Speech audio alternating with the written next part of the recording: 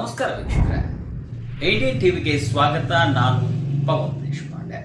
ನಮಸ್ಕಾರ ವೀಕ್ಷಕರೇ, ಏಡಿಯನ್ ಟಿವಿಗೆ ಸ್ವಾಗತ. ನಾನು ಪವನ್ ದೇಶಪಾಂಡೆ. ಎಸ್ಡಿಪಿಐ ವತಿಯಿಂದ ಹುತಾತ್ಮ ಚೌಕ್ ಮುಂಭಾಗ ಅಮಿತ್ ಶಾ ವಿರುದ್ಧ ಪ್ರತಿಭಟನೆ. ಬೆಳಗಾವಿ ಜಿಲ್ಲೆ ರಾಮದುರ್ಗ ಪಟ್ಟಣದ ಹೃದಯ ಭಾಗದಲ್ಲಿರುವ ಹುತಾತ್ಮ ಚೌಕ್ ಮುಂಭಾಗ ಅಮಿತ್ ಶಾ ವಿರೋಧ ಪ್ರತಿಭಟನೆ. ಅಮಿತ್ ಶಾ ವಿರುದ್ಧ ಘೋಷಣೆ ಕೂಗಿ ಆಕ್ರೋಶ ವ್ಯಕ್ತಪಡಿಸಿದರು. ರಾಜ್ಯಸಭೆಯಲ್ಲಿ ಸಂವಿಧಾನದ 75ನೇ ವರ್ಷದ ವಜ್ರ ಮಹೋತ್ಸವ ಸಂಭ್ರಮದಲ್ಲಿ ಸಂವಿಧಾನದ ಮೇಲೆ ನಡೆಯುತ್ತಿದ್ದ ಚರ್ಚೆಯಲ್ಲಿ ಭಾಗವಹಿಸಿದ ಕೇಂದ್ರ ಗೃಹ ಸಚಿವರು ಅಂಬೇಡ್ಕರ್ ಅಂಬೇಡ್ಕರ್ ಅಂಬೇಡ್ಕರ್ ಅಂಬೇಡ್ಕರ್ ಎನ್ನುವುದೇ ಸೋಕಿಯಾಗಿಬಿಟ್ಟಿದೆ. ಅಂಬೇಡ್ಕರ್ ಬದಲಾಗಿ ಅಷ್ಟು ಬಾರಿ ದೇವರುಗಳನ್ನು ಸ್ಮರಿಸಿದರೆ 7 ಜನ್ಮಕ್ಕಾಗುವಷ್ಟು ಸ್ವರ್ಗ ಪ್ರಾಪ್ತಿಯಾಗುತ್ತಿತ್ತೆಂದು ಸದನದಲ್ಲಿ ಗುಡುಗಿ ಡಾಕ್ಟರ್ ಬಾಬಾ ಸಾಹೇಬ್ ಅಂಬೇಡ್ಕರ್ ಅವರಿಗೆ ಅಪಮಾನ ಮಾಡಿದ್ದಾರೆ. ದುರುದ್ದೇಶಪೂರ್ವಕವಾಗಿ ಕೊಳಕು ಮನಸ್ಥಿತಿಯಲ್ಲಿಯೇ ಡಾಕ್ಟರ್ ಬಾಬಾ ಸಾಹೇಬ್ ಅಂಬೇಡ್ಕರ್ ಅವರನ್ನು ಅಪಮಾನಗೊಳಿಸಿರುವುದನ್ನು ಭೀಮ್ ಸಂಘಟನೆಗಳ ಅತ್ಯಂತ ತೀವ್ರವಾಗಿ ಖಂಡಿಸುತ್ತದೆ.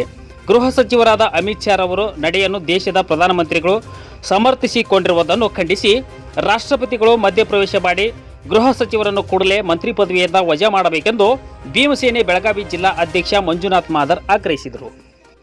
ಕೇಂದ್ರ ಗೃಹ ಸಚಿವ ಅಮಿತ್ ಶಾ ಅವರು ಅಂಬೇಡ್ಕರ್ ಅವರ ಕುರಿತು ನೀಡಿದ ಅವಹೇಳನಕಾರಿ ಹೇಳಿಕೆಯನ್ನು ಖಂಡಿಸಿ ಇವತ್ತು ನಮ್ಮ ಎಸ್ಡಿಪಿಐ ಪಕ್ಷದಿಂದ ರಾಷ್ಟ್ರವ್ಯಾಪಿ ಪ್ರತಿಭಟನೆ ಹಮ್ಮಿಕೊಂಡಿದ್ದೇವೆ. ಭಾರತ ದೇಶದಲ್ಲಿ ಕಟ್ಟಕಡೆಯ ವ್ಯಕ್ತಿಗೂ ಘನತೆ, ಗೌರವದ ಜೀವನ ಮತ್ತು ಶಿಕ್ಷಣ ಸಮಾನತೆ ಸಿಕ್ಕಿದ್ದು ಬಾಬಾ ಸಾಹೇಬ್ ಅಂಬೇಡ್ಕರ್ ಅವರು ಕೊಟ್ಟ ಸಂವಿಧಾನದಿಂದ. ಇಂತಹ ಮಹಾನ್ ವ್ಯಕ್ತಿಯ ಹೆಸರನ್ನು ಹೇಳಿದರೆ ನಿಮಗೇನು ತೊಂದರೆಯಾಗುತ್ತದೆಯೇ? ಭಾರತದಲ್ಲಿ ಇರಬೇಕಾದ ಬಾಬಾ ಸಾಹೇಬ್ ಅಂಬೇಡ್ಕರ್ ಅವರಿಗೆ ಗೌರವ ಕೊಡಲೇಬೇಕು. ಖಡಕ್ ಆಗಿ ಎಚ್ಚರಿಕೆ ನೀಡಿದ ಎಸ್ಡಿಪಿಐ ಪಕ್ಷದ ಕಾರ್ಯದರ್ಶಿ ಅಲ್ತಾಫುಲ್ಲಾ. ಇನ್ನು ಈ ಸಂದರ್ಭದಲ್ಲಿ ಎಸ್ಡಿಪಿಐ ಪಕ್ಷದ ಅಧ್ಯಕ್ಷ ಜಾಕಿರ್ ಕೌಜಲ್ಗಿ, ಉಪಾಧ್ಯಕ್ಷ ಸಾದಿಕ್ ದಿಲಾವರ್, ಕಾರ್ಯದರ್ಶಿ ಇಲಿಯಾಸ್ ಪೆಂಡಾರಿ, ಕೋಶಾಧಿಕಾರಿ ಇರ್ಷಾದ್ ಜಿಂದೇಖಾನ್, ಅಲ್ತಾಫ್ ಜಾಗೀರ್ದಾರ್, ಪಕ್ಷದ ಕಾರ್ಯಕರ್ತರು ಸೇರಿದಂತೆ ಹಲವರು ಉಪಸ್ಥಿತರಿದ್ದರು. ಕೇಂದ್ರ ಮಂತ್ರಿ ಅಮಿತ್ ಶಾ ಅವರು ಒಂದು ಹೇಳಿಕೆಯನ್ನು ಕೊಟ್ಟರು. ಏನಂತ ಅಂಬೇಡ್ಕರ್ ಅಂಬೇಡ್ಕರ್ ಅಂತೇಳಿ ಫ್ಯಾಷನ್ ಮಾಡ್ತಿದ್ದಾರೆ. ಅಂಬೇಡ್ಕರ್ ಅನ್ನುವಂಥ ಒಂದು ಪದ ಏನೈತಲ್ಲ, ಅದ್ರ ಹಿಂದಿನ ಶಕ್ತಿ ಏನು ಅನ್ನೋದು ಜನಸಾಮಾನ್ಯರಿಗೆ ಇವತ್ತು ನಾವು ಜೀವನ ಕಟ್ಕೊಂಡು ಬದುಕ್ತಾ ಇದ್ದೀವಿ ಅಂದ್ರೆ, ಈ ಭಾರತ ದೇಶದೊಳಗೆ ಒಂದು ಸುವ್ಯವಸ್ಥೆ ಕಾನೂನು ನಡೆಯತ್ತಂದ್ರೆ ಅಂಬೇಡ್ಕರ್ ಅವರು ಪಟ್ಟಂಥ ಸಂವಿಧಾನ. ಆ ಸಂವಿಧಾನ ನಿರ್ಮಾಣಕ್ಕೆ ನಮ್ಮ ಡಾಕ್ಟರ್ ಬಾಬಾ ಸಾಹೇಬ್ ಅಂಬೇಡ್ಕರ್ ಅವರ ಹೆಸರನ್ನೇ ಒಂದು ಫ್ಯಾಷನ್ ಆಗಿ ಮಾಡ್ಕೊಂಡು ಹೋಗಿ ಅವಹೇಳನಕಾರಿ ಒಂದು ಹೇಳಿಕೆಯನ್ನು ಕೊಟ್ಟರಲ್ಲ, ಈ ಹೇಳಿಕೆ ನಮಗೆ ಖಂಡನೀಯವಾಗಿದೆ. ಚಾ ಮಾರ್ತಿರುವಂಥ ಮೋದಿ ಅವರು ಪ್ರಧಾನಮಂತ್ರಿ ಆಗಬೇಕಂದ್ರೆ ಭಾರತ ಸಂವಿಧಾನ ಕೊಟ್ಟಂಥ ಕಾನೂನಿನಿಂದ ಸಾಧ್ಯ ಅನ್ನೋದು ಅವ್ರು ತಿಳ್ಕೋಬೇಕಾಗಿತ್ತು. ತಿಳಿದಂಥ ವ್ಯಕ್ತಿಗಳಾಗಿ ಈ ರೀತಿ ಹೇಳಿಕೆ ಕೊಡೋದು ಒಂದು ಖಂಡನೀಯವಾಗಿತ್ತು. ಆದ ಕಾರಣ ಅವರು ಆದಷ್ಟು ಬೇಗನೆ ಈ ಸರ್ಕಾರ, ಕೇಂದ್ರ ಸರ್ಕಾರ ಅವ್ರನ್ನ ವಜಾಗೊಳಿಸಬೇಕು. ಅವರು ಅವರ ಸ್ಥಾನಕ್ಕೆ ರಾಜೀನಾಮೆ ನೀಡಬೇಕು. ಇಲ್ಲ ಅಂದ್ರೆ ಇವತ್ತು ನಮ್ಮ ರಾಮದುರ್ಗ ತಾಲೂಕು ಎಸ್ಡಿಪಿಐ ಒಂದು ಸಂಘಟನೆ ಅಥವಾ ಪಕ್ಷದಿಂದ ಎಲ್ಲ ನಮ್ಮ ಹೋರಾಟಗಾರರು ಕೂಡಿ ಬೃಹತ್ ಹೋರಾಟವನ್ನು ಮಾಡ್ತಿದ್ದೀವಿ. ಇದೇ ರೀತಿ ಇನ್ನು ಮುಂದೆ 2-3 ದಿನಗಳಿಗೆ ಪೂರ ದಲಿತ ಪರ ಸಂಘಟನೆಗಳಿಂದ ಕೂಡ ಒಂದು ಬೃಹತ್ ಹೋರಾಟಗಳು ರಾಜ್ಯದಲ್ಲಿ ಎಲ್ಲೆಡೆ ದೇಶದ ಎಲ್ಲ ರಾಜ್ಯಗಳಲ್ಲಿ ಈ ರೀತಿ ಹೋರಾಟಗಳು ಆಗುವುದರಿಂದ ಮುಂದೆ ಒಂದು ಇದೇ ಹೋರಾಟದಿಂದ ಅಹಿತಕರ ಘಟನೆಗಳು ನಡೆಯಬಾರ್ದು. ಅಹಿತಕರ ಘಟನೆಗಳು ನಡೆದ್ರೆ ಸರ್ಕಾರ ಅದಕ್ಕೆ ಮೂಲ ಕಾರಣ. ಅಂಬೇಡ್ಕರ್ ಅವರು ಒಂದು 32 PhDಗಳನ್ನು ಮಾಡಿದಂಥ ಕಾನೂನನ್ನು ರಚನೆ ಮಾಡಿದಂಥ ವ್ಯಕ್ತಿ. ಅವರು ಸಾಮಾನ್ಯರಲ್ಲ. ಇವತ್ತು ಭಾರತ ದೇಶದ ಒಬ್ಬ ಕಟ್ಟೆ ಕಡೆ ವ್ಯಕ್ತಿಯು ಕೂಡ ಒಂದು ಸಮಾಜದಲ್ಲಿ ತಲೆ ಎತ್ತಿ ಬದುಕ್ತಾ ಇದ್ದಾರೆ ಅಂತಂದ್ರೆ ಅಂಬೇಡ್ಕರ್ ಅವರ ಹೆಸರು ಒಂದು ಮಣ್ಣಿನ ಸುಪ್ರೀಂ ಕೋರ್ಟ್ ಆದೇಶ ಆಯಿತು. ಬುದ್ಧ, ಬಸವ, ಅಂಬೇಡ್ಕರ್ ಹೆಸರುಗಳನ್ನು ದೇವರೆಂದು ನಾಮಕರಣ ಮಾಡಲಾಗಿದೆ ಅಂತೇಳಿ ಅದು ವಿಷಯ ಎಲ್ಲ ಪ್ರಚಲಿತ ಆಗಿದೆ. ಆದರೂ ಕೂಡ ಅಂಥ ತಿಳುವಳಿಕೆ ಇದ್ದರೂ ಕೂಡ ಅಮಿತ್ ಶಾ ಅವರು, ಗೃಹ ಸಚಿವರು ಈ ರೀತಿ ಮಾಡಿದ್ದು ತಪ್ಪು.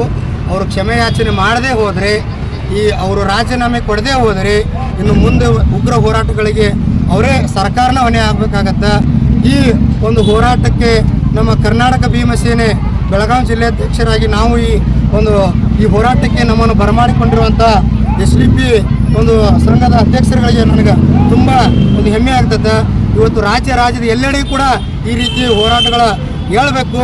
ಎಂಥ ಅಹಿತಕರ ಮಾತಾಡುವಂಥ ರಾಷ್ಟ್ರಭಕ್ತರಿಗೆ ಈ ರೀತಿ ಅವಹೇಳನಕಾರಿ ವಾಚ್ಯಗಳನ್ನು ಮಾತಾಡುವಂಥ ವ್ಯಕ್ತಿಗಳು ಯಾರೇ ಇರಲಿ ಅವರನ್ನು ವಜಾಗೊಳಿಸಲೇಬೇಕು. ಇಲ್ಲಿಕಂದ್ರೆ ಗಡೀಪಾರು ಆದೇಶ ಕೊಡಬೇಕಂತೇಳಿ ಈ ಒಂದು ಹೋರಾಟದ ಮುಖಾಂತರ ನಾವು ಈ ನಮ್ಮ ಪತ್ರಿಕಾ ಬಾಂಧವರಿಗೆ ತಿಳಿಪಡಿಸಿದ್ದೀವಿ. ಅಥವಾ ಈ ಸಮಾಜದ ಎಲ್ಲ ಮಿತ್ರರಿಗೂ ತಿಳಿಸೋದೇನೆಂದ್ರೆ, ಈ ರೀತಿ ಯಾವುದೇ ವ್ಯಕ್ತಿ ಇರಲಿ, ಇವತ್ತು ಸಂಗೊಳ್ಳಿ ರಾಯಣ್ಣ ಇರಲಿ, ಟಿಪ್ಪು ಸುಲ್ತಾನ್ ಇರಲಿ, ಅದೇ ರೀತಿ ಈ ಕಿತ್ತೂರು ರಾಣಿ ಚೆನ್ನಮ್ಮ ಇರಲಿ, ಇವರೆಲ್ಲರೂ ಏನಂದ್ರೆ ದೇಶಕ್ಕಾಗಿ ಹೋರಾಡಿದಂಥವ್ರು. ಇಂಥವರ ಹೆಸರನ್ನು ನಾವು ಭಗ್ನಗೊಳಿಸೋದು ತಪ್ಪಾಗ್ತದೆ. ಇವರಿಗೆಲ್ಲರಿಗೂ ನಾವು ಏನು ಮಾಡಬೇಕು, ಆದಷ್ಟು ಇವರ ಆಶಾ ಕಿರಣದಲ್ಲಿ ನಾವು ಹೋಗಬೇಕು.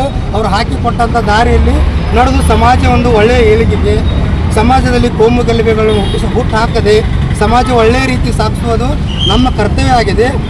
ಈ ರೀತಿ ಅವಹೇಳನಕಾರಿ ಹೇಳಿಕೆಗಳನ್ನು ನೀಡಿ ಸಮಾಜದಲ್ಲಿ ಕೋಮು ಗಲಭೆಯನ್ನು ಹುಟ್ಟುಹಾಕ್ತಿರುವಂಥ ಅಮಿತ್ ಶಾ ಅವರಿಗೆ, ಗೃಹ ಸಚಿವ ಅಮಿತ್ ಶಾ ಅವರಿಗೆ ಧಿಕ್ಕಾರ ಇರಲಿ. ಪ್ರತಿಭಟನೆ ಮಾಡುವ ಉದ್ದೇಶ ಏನೆಂದರೆ ಕೇಂದ್ರ ಗೃಹ ಸಚಿವರಾದ ಅಮಿತ್ ಶಾ ರವರು ಸಂವಿಧಾನ ಶಿಲ್ಪಿ ಬಾಬಾ ಸಾಹೇಬ್ ಅಂಬೇಡ್ಕರ್ ಅವರ ಬಗ್ಗೆ ಅವಹೇಳನಕಾರಿ ಮಾತುಗಳನ್ನು ಹೇಳಿ ಅವರಿಗೆ ಅವಮಾನ ಮಾಡಿದ್ದಾರೆ. ಆದ್ದರಿಂದ ಅದು ಹೇಳಿದ ಮಾತುಗಳೇನೆಂದರೆ, ಅಮಿತ್ ಶಾ ಅವರು ಹೇಳಿದ ಮಾತುಗಳೇನೆಂದರೆ, ಅದು ಪಾರ್ಲಿಮೆಂಟ್ನಲ್ಲಿ ಹೇಳಿದ ಮಾತುಗಳು. ಅದು ಹೇಳಿದ ಮಾತುಗಳೇನೆಂದರೆ, ತಾವು ಎಷ್ಟು ಸಲ ಅಂಬೇಡ್ಕರ್ ಹೆಸರನ್ನು ತಗೋತೀರಾ ಅಷ್ಟು ಸಲ ಯಾವುದಾದ್ರೂ ದೇವರ ಹೆಸರು ತೊಗೊಂಡಿದ್ರೆ ನೀವು ಸ್ವರ್ಗದಲ್ಲಿ ಇರ್ತಿದ್ದೀರಿ. ಈ ಥರ ಮಾತು ಹೇಳಿ ಅಂಬೇಡ್ಕರ್ ಅವರಿಗೆ ಅವಮಾನ ಮಾಡುವ ಈ ಅಯೋಗ್ಯ ಅಮಿತ್ ಶಾ ಅವರಿಗೆ ಹೇಳುವ ನನ್ನ ಮಾತು ಈ ಮಾಧ್ಯಮಗಳ ಮೂಲಕ ಹೇಳುವುದು ಏನೆಂದರೆ, ಹಲೋ ಮಿಸ್ಟರ್ ಅಮಿತ್ ಶಾ, ಇಲ್ಲಿ ಭಾರತಕ್ಕೆ ಬಾಬಾ ಸಾಹೇಬ್ ಅಂಬೇಡ್ಕರ್ ಅವರಿಂದ ಸಂವಿಧಾನ, ಶಿಕ್ಷಣ, ಘನತೆ, ಗೌರವ ಸಿಕ್ಕಿದೆ. 3000 ವರ್ಷಗಳಿಂದ ಶೂದ್ರರ ಬದುಕು ನರಕಾಗಿತ್ತು. ಅವರಿಗೆ ಸ್ವರ್ಗದಾಯಕವಾಗಿ ಜೀವನ ಕೊಟ್ಟು ಸಿಕ್ಕಿದ್ದು ಭಾರತದ ಬರೆದ ಸಂವಿಧಾನದ, ಬಾಬಾ ಸಾಹೇಬ್ ಅಂಬೇಡ್ಕರ್ ಬರೆದ ಸಂವಿಧಾನದಿಂದ ಸಿಕ್ಕಿದ್ದು. ಇಂಥ ಮಹಾನ್ ವ್ಯಕ್ತಿಯ ಹೆಸರನ್ನು ತಗೊಂಡರೆ ನಿಮಗೆ ಏನಾಗುತ್ತೆ, ತೊಂದರೆ ಆಗುತ್ತದೆ. ಇಂಥ ಮಹಾನ್ ವ್ಯಕ್ತಿಯ ಹೆಸರು ತಗೊಳ್ಳಿಲ್ಲ ಅಂದರೆ ಮತ್ತೆ ಯಾರ ಹೆಸರು ತಗೊಳ್ಬೇಕು? ನಿಮಗೆ 7 ರಾಜ್ಯಗಳಲ್ಲಿ ತಡಿಪಾರು ಮಾಡಿದ್ದ ಗುಂಡ ನೀವು, ನಿಮ್ಮಂಥ ಅಯೋಗ್ಯ ಹೆಸರು ತಗೊಳ್ಬೇಕಾ? ಅಂಥ ಮಹಾನ್ ವ್ಯಕ್ತಿ ಹೆಸರು ತಗೊಳ್ಳಿಲ್ಲ ಅಂದರೆ ಈ ಮಾಧ್ಯಮಗಳ ಮೂಲಕ ಒಂದು ಮಾತು ಹೇಳಿ ನನ್ನ ಮಾತನ್ನು ಮುಗಿಸ್ತೀನಿ. ಭಾರತದಲ್ಲಿ ಇರಬೇಕಾದರೆ ಅಂಬೇಡ್ಕರ್ ಅವರ ಹೆಸರು ತಗೊಳ್ಳೇಬೇಕು ಮತ್ತು ಅವರು ಕೊಟ್ಟಂಥ ಸಂವಿಧಾನವನ್ನು ಅವ್ರ ಸಂವಿಧಾನದ ಪ್ರತಿಯಲ್ಲಿ ನಡೆಯಲೇಬೇಕು.